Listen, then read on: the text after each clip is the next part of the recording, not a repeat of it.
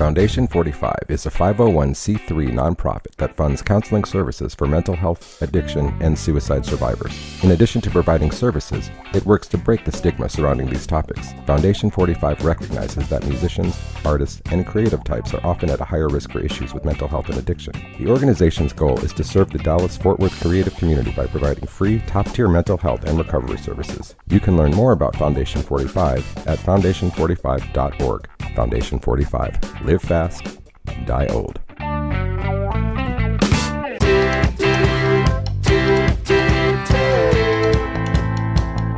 I'm Andrew Sherman. I'm a Texas transplant who has always been in pursuit of art as a career. I've played in bands, pursued an acting career in Hollywood, but I found it behind the lens of a camera here in Dallas, Texas. I was born in New York, I've lived in Chicago, Los Angeles, Austin, but I love Dallas. There's a magical artistic scene in Dallas that mostly goes unnoticed to the outside world. This podcast is focused on what makes it so special and the people who make it thrive artistically. If you don't live here, and even if you do, you might not have heard of them. This is the Dallas Famous Podcast. So who you gonna be? Who you gonna be when you're all grown up? Who you gonna be? Who you gonna be when you're all for us? Yeah. This week on the Dallas Famous Podcast, we have Michael Briggs. Briggs just took home 2 awards, Best Producer and Best Engineer at the Dallas Entertainment Awards. We get into his earliest influences and talk about his memorable first performance ever at Rubber Bloods in Denton. We touch on some projects he's worked on like Rose Garden Funeral Party and King Clam. We also get into the bands he produces and plays in, Lorelei K and his noise band Yatsu. We also hear songs from those bands, Papa Matox from Yatsu and Axe and Tree by Lorelei K. I know you're going to dig this chat with Michael Briggs. Hello, we are back here today at the Deep Ellum radio station with Michael Briggs, your musician, producer, engineer. How would you describe yourself? I kind of do a lot of things. My main thing is engineer and producer, and then on the sort of on the side, I play with some bands and do some photography and do some videos here and there, and miscellaneous things. Okay. Yeah. I mean, so, like, are you a producer first, a musician first? Do you even look at it in those terms? Producer first. Okay. Yeah. And is that how you start? I mean, did you, start with, playing music and then kind of thinking I want to be more, or how did that kind of transition?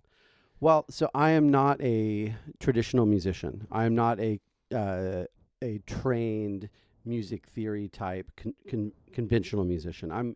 I guess I'm kind of a weirdo in music. I like to do sort of the avant-garde stuff. I like to just kind of, it's hard to say. I just kind of do what I feel, which it definitely does not work in most contexts, but I found a few where it does, such as like Lorelei K, where what I do actually works. But usually, I mean, my background is in kind of, I guess you call it like improv, experimental, noise, whatever. That's kind of where I came from, starting out doing it on my own and then collaborating with other people over the years. And then finally much more recently, actually playing in like quote unquote bands where I'm trying to be melodic and trying to be musical, which is new for me in a performance sense, because that's not where my head has been in the past. And so, I just kind of, I'm not your average musician. Okay. Well, let's back up. Are you from the area? Yeah, I basically grew up in Carrollton. Okay. Cool. So I've lived in DFW most of my life. Lived when I was younger for a couple years in San Diego with my parents. But mainly Carrollton, and then a little bit in Plano for a year, I think. And then went to UNT in Denton, and then dropped out of UNT. Not a big fan of school, and just kind of stayed in Denton. Fell in love with Denton. And I've been there. I've been living in Denton since 2008. Okay. So, like, starting out, like, can you remember, like, is there a moment, like, where you were listening to something and you're like, that's hitting me, like, differently than just, like a band or a song or something? That's tough. I mean, the thing that comes to mind first is Sigur Rós, which I am absolutely obsessed with them. I love them. Yeah, me too. I guess they're very impactful for me, and they're a big inspiration for me.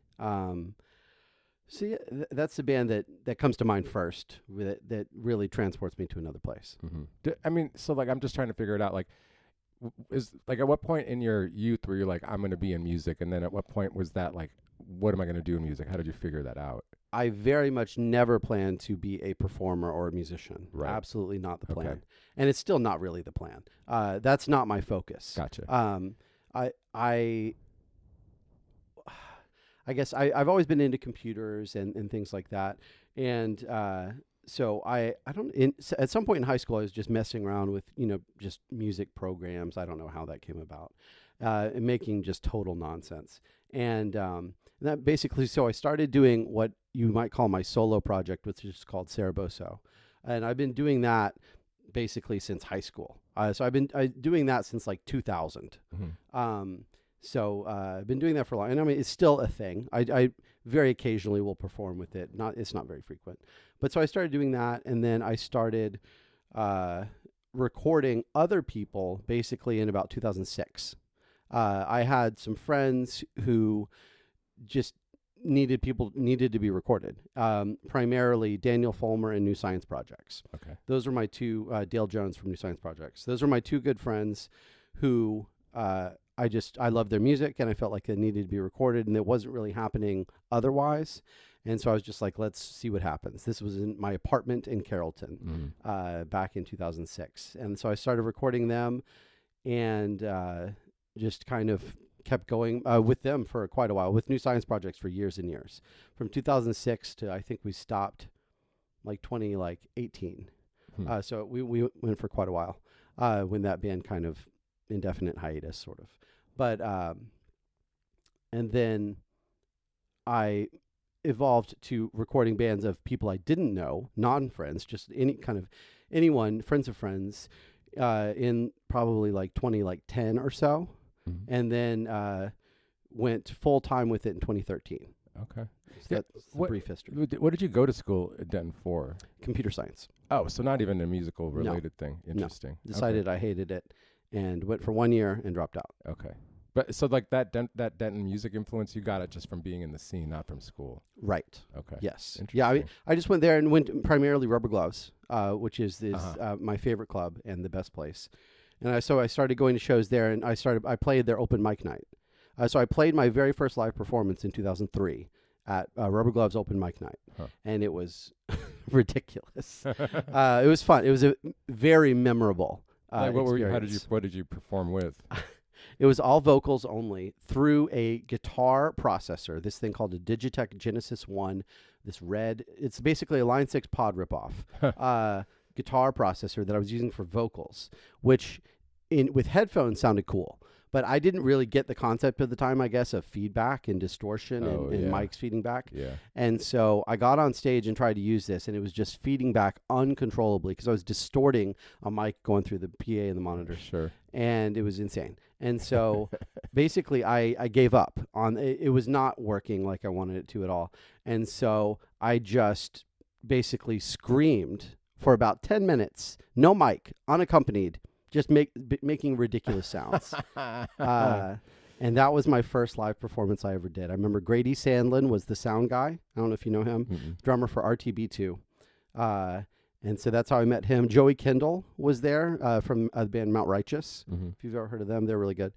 And so I met, and Justin Lemons and David Saylor. They were all there. The people that I would come to know in the future. So it was just kind of funny. That was sort of my introduction to the Denton music scene with this ridiculous performance. Right. That never happened like that again, for sure. But that was I could see how in Denton that people were like, okay, I want to talk to this guy after that. Yeah, I don't know that people liked it, but I didn't say that either. I'm just saying, I want to talk to you afterwards. No, I made friends. Yeah. I mean, that's probably better. Yeah. You know? Yeah. Okay, and so then you started recording other bands. Like, why did you, like, obviously I saw from your resume that you play some instruments on certain tracks and but like, what made you want to play live, or what caused you to play live, join a band? That's tough. I don't really know. I guess it just feels natural that I want to perform in some way. Like starting out doing just kind of my solo thing. I don't know. I haven't really thought about it, honestly. It just feels like what I should do. It just feels like how it is that I should be performing and making sounds and making soundscapes. And basically, I'm just kind of emoting I'm not sticking to any structure. I'm just kind of doing whatever happens, whatever I feel at the time. So that's kind of what my sounds are, just emoting in real time. Really? Yeah. Okay. That's interesting because like usually someone doing stuff that's programmed or that it's got to be a certain way. I find that interesting that's how it is. I mean, my solo stuff is definitely not programmed. I mean, it's freeform. Yeah. It's just live. It's just whatever. My solo stuff is ridiculous. But then, I mean, more recently with like Lorelei K, those are songs. That's a band. That's real music. Sure. And there's still a level of improvisation for me personally, but it's much reduced. Right. I mean, I'm playing within the song. I'm doing 90% of the same thing at every show, which is good, and that's how it should be. Yeah. Are you writing in that band too, or? I definitely don't write the songs. No, Right. Dahlia writes all the songs. Gotcha. We all, it's a very collaborative effort in the studio of like the arrangement and forming things and picking sounds and filling things out. But she is very much the songwriter. No one else writes the songs. Right. But we all flesh them out together in the studio. Gotcha.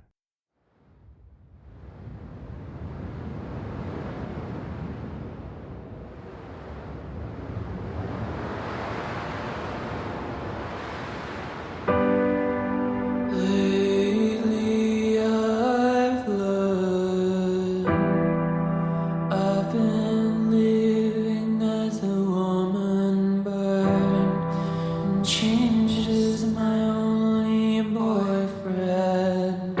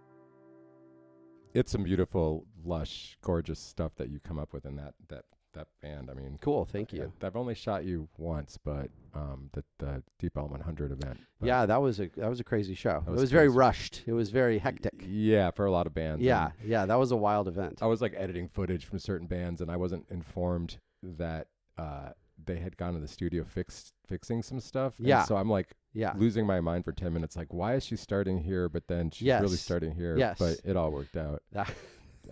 There was. Yeah. It was a lot going on. Yeah, that yeah, day, yeah. But Yeah. So I was gonna try this earlier. I'm gonna try it again. I just like kind of a quick and you can add. We talked about Laura. Like, hey, people you've worked with. Yeah. Midnight Opera, the Angelus. The Angelus. Angelus. Yeah. I got your name Emil right. Rapstein, they're great. Okay, so some other things that are going on. You started Gutter at the Records, is that right? Yeah. So my friend Brent Frischman, we were good friends in high school. And basically he was just a big music fan. We liked music together. We went to a lot of concerts together. And so we started it started out as this thing called Gutterth. Gutterth, which is basically just a weird word I made up. And it was a live show thing. And so we essentially did one show a month from basically 2006 to 2013. And these were primarily all local bands. We had like 2 touring bands, but we avoided that. We didn't want touring bands. And we would decorate. We would have these like hanging light bulbs. We would have these like TVs with static and video playing and like fog and etc. We would kind of try to decorate, make it look cool. And so we did a whole bunch of these shows, and they were really fun, both in Dallas and Denton. I think we ever did Fort Worth. And it was a really good time. So we did those shows for several years.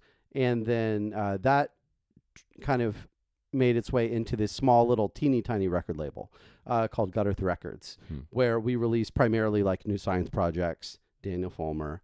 And then we did like a record from the Angelus. We did the Timeline Post.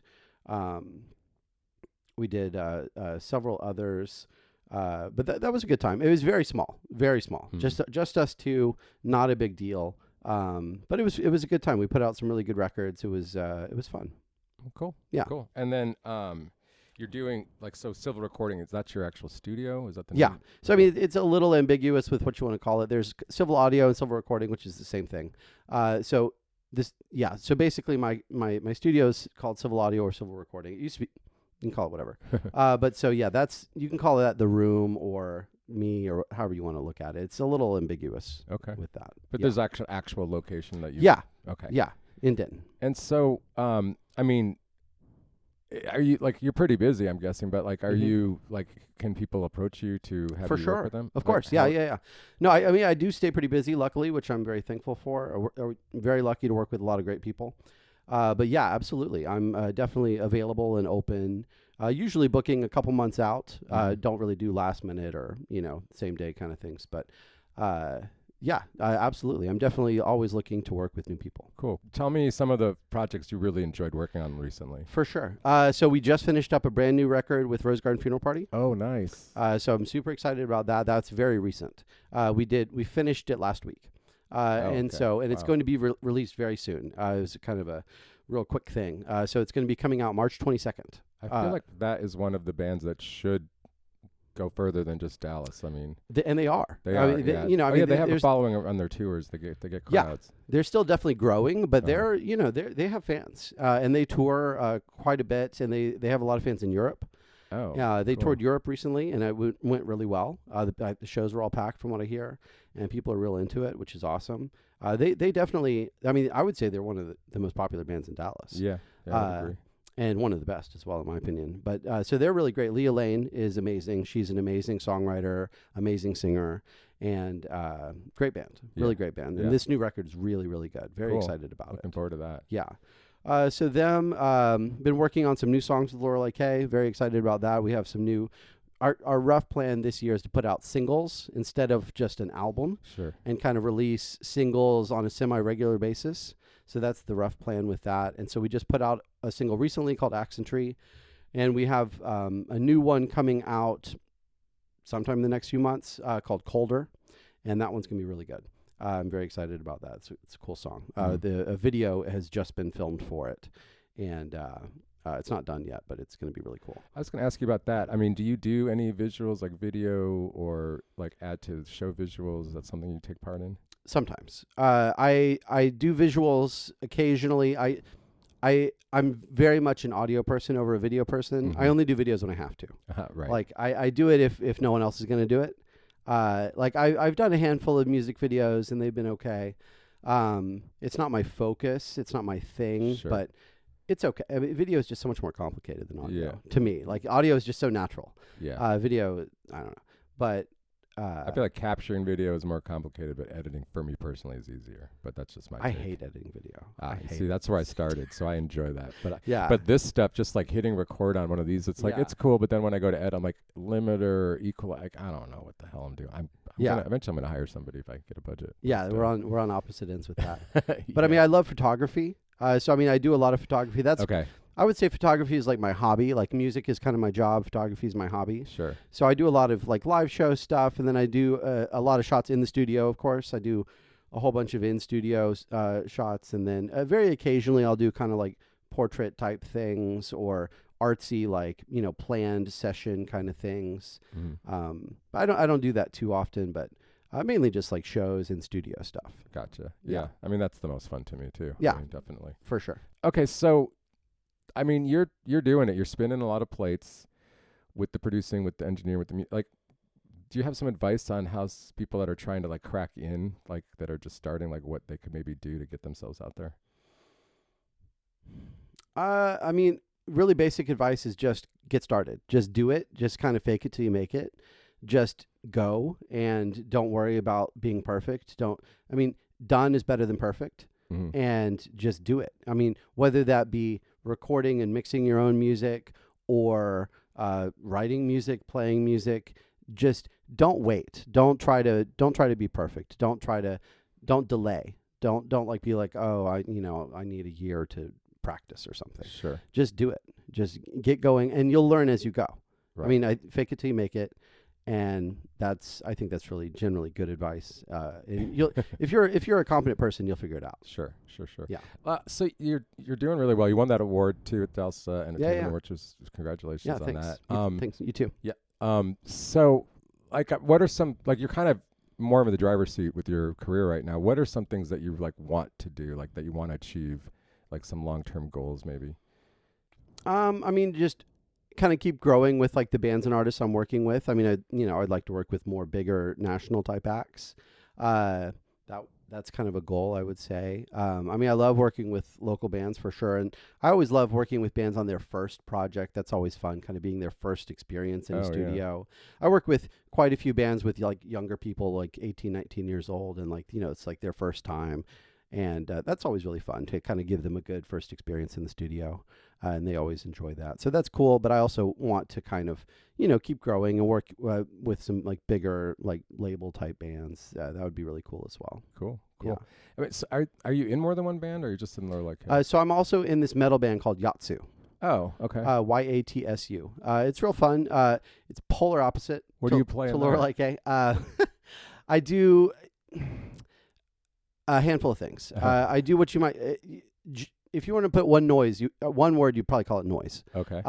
So basically, I do live manipulation. So what I'm doing is I have DI boxes for the guitar player and the bass player, and I'm taking a live feed of what they're doing. And then I also have a splitter on the vocal mic. And so I'm taking a live feed of what all of them are doing into my laptop and doing heavy, heavy manipulation on it in real time. I have this MIDI controller with a bunch of knobs and faders, and I'm adjusting a lot of parameters of plugins and doing crazy, harsh, wild manipulation on what they're doing and playing it back in real time. And so it sounds crazy. And it's supposed to be chaotic is the goal. And then I'm also doing this thing with a contact mic. So if you're familiar with a contact mic, it's basically just a little plastic disc on a cable. And I put it in my mouth and I chew on it, essentially, mostly. And it just sounds crazy. It sounds very abrasive. Wow. And then I affect that as well. And then the third thing I do is basically samples. I have just some kind of like, I have these, it's supposed to be over the top. And it's kind of fun. But I have like explosion sounds and I have crazy sounds that I'll hit. And so I'm the chaos in that band, essentially. Wow. It's like you might call it hardcore, you might call it power violence, some kind of crazy like metal situation. I'm not big on metal, as people who know me know. Yeah. I've never heard of some like a utility sound noise. I've never heard. Are you the only ones doing that you know? It's not common. Yeah. I mean, there's other bands like notably like Full of Hell. Uh-huh. That is they're not local. That's a band where the singer kind of an interlude between songs. He has a little noise table and he'll make some sounds. But they don't generally do those sounds during the songs. So it's a little bit different. I mean, that's one that probably would come to most people's minds if they're thinking of it. But it's different because we just do it differently. Huh. But so we do it kind of full time. Like it's just going and it's abrasive and it's crazy. I definitely want to hear that. Yeah. No, it's fun. It's fun. We play quite a few shows, which is fun because Lorelei, we try not to like play way too many shows locally and overexpose. Sure. Yeah. But Yatsu is the opposite. Yeah. We'll just play every day, and it's ridiculous. I haven't heard of this, but now I feel like I'm going to see you guys everywhere. That's what happens. Yeah. I'll send you some like dates of when we're playing. I Okay. think we have a show in Dallas at some point. Okay. But we play a lot in Denton. So I'm in two polar opposite bands, which is fun. That makes it exciting for me. It makes it more fun to be in two radically different projects. Sure. And like one other thing that I find interesting is a few people had recommended you, and they're all seem like mostly Dallas people, and like you're one of the rare people that seems to have crossed over Dallas, Denton. Like how do you see like those two scenes contrasting or not? I mean, I typically think of DFW as one giant megacity. Mm-hmm. Like it's just a really big city, Okay. the whole thing. I mean, it's all accessible. I mean, you can be anywhere in an hour or less, it's not that far.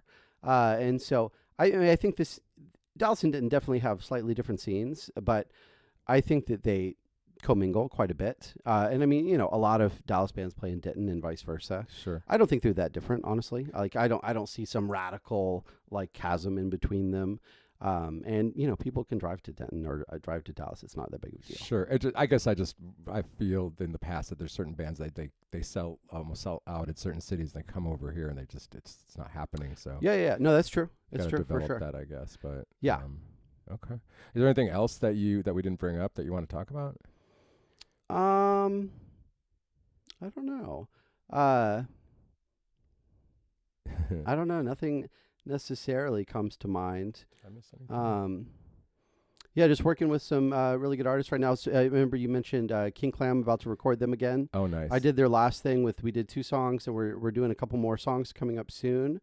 So I'm excited about that. A few Mountain of Smoke, if you've heard of them. No. They're really good. We just did a new full-length record, really cool. Just working on a bunch of stuff like that. So Cool. It's been fun. It's Cool. been good. I mean, you're everywhere. You've worked with a lot of people that I'm a big fan of, and it's cool to see you, making it happen, and I'm glad we finally met. Yeah, absolutely. I appreciate it. It's been really fun. All right. Cool. Cool. Thanks a lot. I'd like to thank my guest today, Michael Briggs. You can check out all his stuff in the links. This episode was recorded at the Deep Ellum Community Center, so thanks for having us. Theme song, Unstoppable by Celine Narala. Thank you for listening. Please like, subscribe, follow, all the good stuff, and share it with your friends. We'll see you next time.